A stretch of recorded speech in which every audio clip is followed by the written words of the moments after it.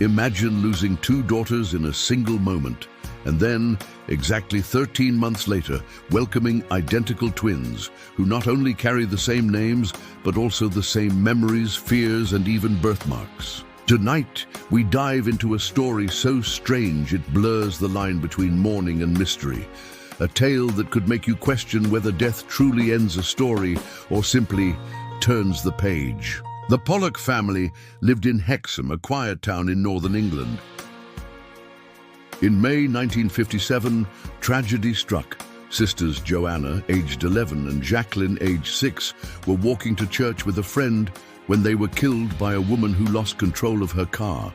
The driver, under the influence of medication and reportedly in a disturbed state of mind, later admitted she had intended to end her own life. The loss shattered their parents, John and Florence Pollock. But in October 1958, a medical prediction shattered expectation. Florence immediately fell pregnant and delivered not one, but two girls.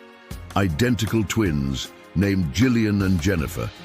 The impossible odds: they had no family history of multiples, and doctors had heard only a single heartbeat, left John convinced of one thing: his daughters had returned.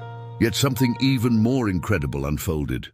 At birth, Jennifer had two notable marks, one on her hip that matched Jacqueline's old waist birthmark, and another on her forehead, echoing a scar the younger Jacqueline had suffered as a toddler.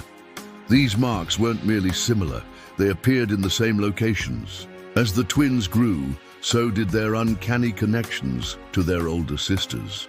By age 3, Gillian and Jennifer were drawn to old toys in the attic, dolls and playthings their parents had packed away. They called each doll by the name used by Joanna and Jacqueline, and insisted they were gifts from Santa, just as the originals had claimed. More startlingly, the girls rehearsed the fatal accident in whispered play. "The blood's coming out of your eyes. That's where the car hit you," Gillian said, cradling Jennifer's head in her lap. These were not mere childhood imaginings. The twins could name local landmarks in Hexham, homes, parks, schools they had never visited. On a return trip to Hexham at age 4, they led their parents straight to a playground and churchyard, reciting each step as if retracing memories rather than following directions. Perhaps most telling was their fear of cars. Sudden engines startled them so deeply that they would panic, crying, "The car is coming to get us," a chilling echo of the accident that had claimed the lives of their older sisters. Dr. Ian Stevenson, a psychiatrist at the University of Virginia and a leading researcher into past life memories, took interest. He visited in the 1960s, examined their conditioned behaviors, and even analyzed their birthmarks. He documented that the family had not coached them, and that Florence had actively resisted the idea of reincarnation until the twins began recounting accident details on their own. Stevenson called it one of the strongest cases supporting reincarnation, noting both physical marks and behavioral consistencies that could not be easily explained. By the time the twins turned 5, the memories started to fade, but the scars remained. Jennifer still held pencils in a fist grip, a trait Jacqueline had had, and Gillian continued showing personality traits remarkably similar to the older Joanna: artistic, caring, assertive. Later, Gillian even recounted a vision of a sandpit in Wickham, describing a house and garden the family once inhabited. Memories none of the twins actually saw, but perfectly matching Joanna's early childhood home. Yet skeptics raise eyebrows. Could grieving parents have read into innocent behaviors? John, a devout Catholic who also believed in reincarnation, had prayed fervently for proof, and may have, consciously or unconsciously, influenced Florence, or even the twins, during pregnancy.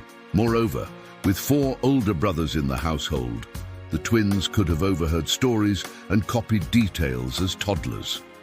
Some researchers argue maternal or paternal psychic impression or simple coincidence. Others suggest fraud, though there's no evidence the parents staged anything.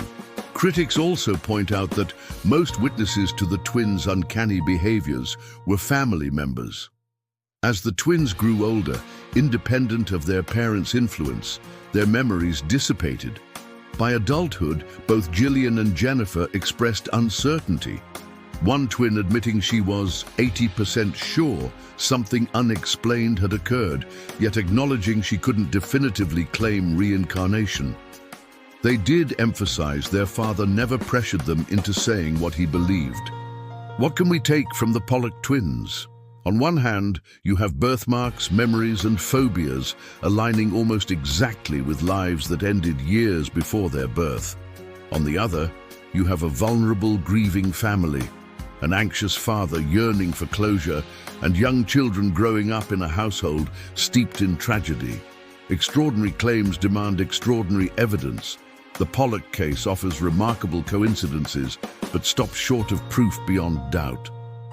Scientific mainstream remains cautious. Dr. Stevenson's work is admired by parapsychologists, yet mainstream psychology points to suggestion, confirmation bias, shared environment, and ordinary memory transfer. Still, the Pollock case remains one of the most documented and debated stories in reincarnation lore. Could Gillian and Jennifer genuinely be the reincarnation of Joanna and Jacqueline, or are they the living echoes of grief and longing? The debate rages on. What we do know is that their case invites us to widen our questions. What if memories can survive death? What if consciousness isn't confined to one lifetime? As the memory fades and the twins move on with ordinary lives, their story remains etched in the annals of the unexplained. Whether comfort or caution, their case makes us wonder. Do souls persist, resumed between bodies? Or is the human mind? Let us know in the comments. Do you think the Pollock twins were real evidence of reincarnation, or just grief and coincidence spun into mystery? If you found this video intriguing, make sure to like, comment and subscribe for more mysteries from around the world. And don't forget to hit the bell icon to get notified about our latest videos.